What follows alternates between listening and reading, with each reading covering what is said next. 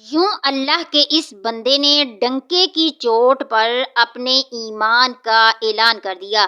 یہ سنتے ہی اس کی قوم کے لوگ غصے سے پاگل ہو گئے۔ انہوں نے ان رسولوں پر تو زیادہ غصہ نہ آیا کیونکہ وہ باہر سے آئے ہوئے افراد تھے، لیکن اپنی قوم کے ایک فرد کی طرف سے اس اعلان بغاوت کو وہ برداشت نہ کر سکے۔ چنانچہ اللہ کے اس بندے کو اسی لمحے السلام علیکم ورحمۃ اللہ وبرکاتہ۔ معزز سامعین، آج ہم انشاءاللہ سورہ یاسین کی 22 آیات سے مطالعہ سٹارٹ کریں گے۔ سب سے پہلے لاکھوں کروڑوں درود و سلام ہمارے آقا حضرت محمد صلی اللہ علیہ وآلہ وسلم پر۔ اللہم صلی وسلم علی نبینا محمد۔ اعوذ باللہ من الشیطان الرجیم۔ میں پناہ مانگتی ہوں اللہ تعالیٰ کی شیطان مردود سے۔ بسم اللہ الرحمن الرحیم۔ شروع اللہ کے نام کے ساتھ جو بڑا مہربان نہایت رحم کرنے والا ہے۔ وَمَا لِيَ لَا أَعْبُدُ الَّذِي فَطَرَنِي وَإِلَيْهِ تُرْجَعُونَ۔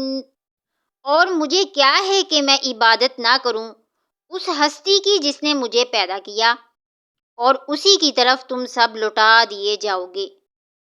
دیکھو، یہ جو دعوت دے رہے ہیں وہ یہی تو ہے کہ تم اس اکیلے معبود کی پرستش کرو جس نے تمہیں پیدا کیا، اور اسی کی طرف تم سب لوگوں نے پلٹ کر بھی جانا ہے۔ چنانچہ مجھے تو کوئی وجہ نظر نہیں آتی کہ میں اس اللہ کی عبادت نہ کروں جو میرا خالق ہے۔ معزز سامعین، یہ بات اسی شخص نے کہی تھی جو اس بستی کی طرف دوڑتا ہوا آیا تھا، ہم پچھلے پارٹ میں پڑھ چکے ہیں۔ کیونکہ وہ آدمی اسی بستی کا تھا، اس وجہ سے بستی والوں کو اس پہ بہت غصہ آیا کہ یہ ہماری ہی بستی کا آدمی ہو کر ان آدمیوں کی سائیڈ لے رہا ہے۔ أَأَتَّخِذُ مِن دُونِهِ آلِهَةً، کیا میں اس کے سوا دوسروں کو معبود بنا لوں؟ کیا میں اس معبود حقیقی کو چھوڑ کر جھوٹے خداؤں اور دیوی دیوتاؤں کی پوجا شروع کر دوں؟ إِن يُرِدْنِ الرَّحْمَنُ بِضُرٍّ لَا تُغْنِ عَنِّي شَفَاعَتُهُمْ شَيْئًا وَلَا يُنقِذُونِ۔ اگر رحمان مجھے کوئی نقصان پہنچانا چاہے تو ان جھوٹے معبودوں کی سفارش میرے کسی کام نہیں آئے گی اور نہ وہ مجھے چھڑا سکیں گے۔ انی اذا لفی ضلال مبین۔ تب تو میں یقیناً بہت کھلی گمراہی میں پڑ جاؤں گا۔ اگر میں معبود حقیقی کے ساتھ جھوٹے خداؤں کو شریک کرنے کی حماقت کر لوں جنہیں کسی چیز کا بھی اختیار نہیں، تو ایسی صورت میں تو میں سیدھے راستے سے بالکل ہی بھٹک جاؤں گا۔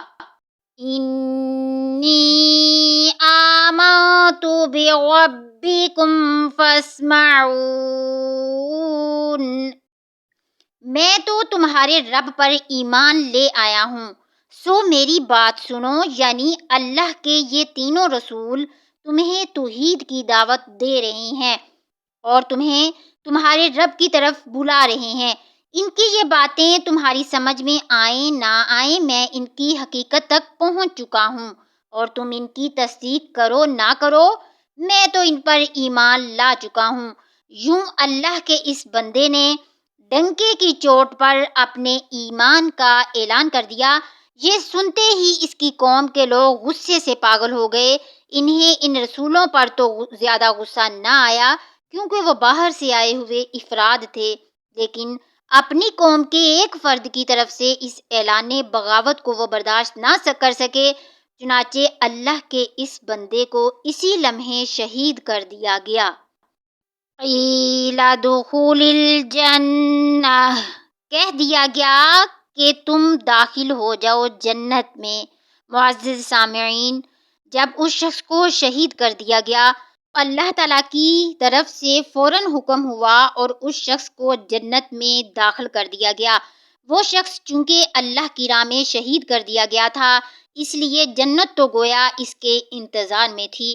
شہادت کے رتبے پر فائز ہو جانے والے خوش قسمت لوگوں کو جنت میں داخلے کے لیے روز محشر کا انتظار نہیں کرنا پڑتا، بلکہ جس لمحے ایسے کسی مومن کی شہادت ہوتی ہے، اسی لمحے اس کے لیے جنت کے دروازے کھول دیے جاتے ہیں۔ سبحان اللہ۔ قال یا لیت قومی یعلمون۔ وہ آدمی جس کی قوم نے اس کو شہید کر دیا تھا، وہ بیٹھا جنت میں اب اظہار افسوس کر رہا ہے اور کہہ رہا ہے کہ کاش میری قوم کو معلوم ہو جاتا۔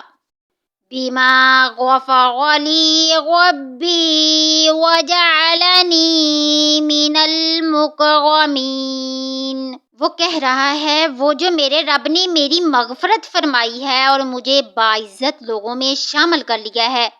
ذرا تصور کیجئے معزز سامعین، ادھر جنت کا تو یہ منظر ہے، مگر دوسری طرف دنیا میں اس کے گھر میں صف ماتم بچھی ہوگی۔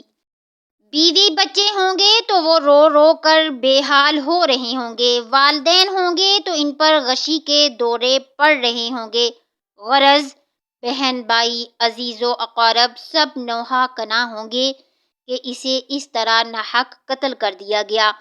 بہرحال ان دونوں جہانوں کے معاملات علیحدہ علیحدہ ہیں، درمیان میں غیب کا پردہ حائل ہے۔ دنیا والوں کو پردہ غیب کی دوسری طرف اس جہان کی کیفیات کا کچھ علم نہیں ہے۔ یہاں اللہ کا ایک بندہ جنت کے تخت پر بیٹھا یہ کہہ رہا ہے کہ اگر میری قوم کے لوگوں کو معلوم ہو جاتا کہ اللہ کے ہاں میری کیسی قدر و منزلت ہوئی ہے اور مجھے کیسے کیسے اعزاز و اکرام سے نوازا گیا ہے، تو وہ میری شہادت پر رنجیدہ و غمگین نہ ہوتے۔ صدق اللہ العظیم۔ اللہ تعالیٰ سے دعا کرتی ہوں کہ اللہ تعالیٰ ہمیں قرآن پاک کو سمجھ کر پڑھنے کی توفیق عطا فرمائے۔ باقی انشاءاللہ ہم اگلے پارٹ میں اس کا مطالعہ کریں گے کہ اس آدمی کو جس قوم نے شہید کر دیا تھا، پھر اللہ تعالیٰ نے اس قوم کے ساتھ کیا سلوک کیا اور ان منکروں اور نافرمانوں کو کیا سزا دی۔ معزز ویورز، اگر ویڈیو پسند آئی ہے تو اس کو لائک اور شیئر کرنا مت بھولیے گا، اور ویڈیو کے متعلق اپنی رائے کا اظہار کمنٹ میں لازمی کیجیے گا۔ جزاکم اللہ احسن الجزا فی الدارین۔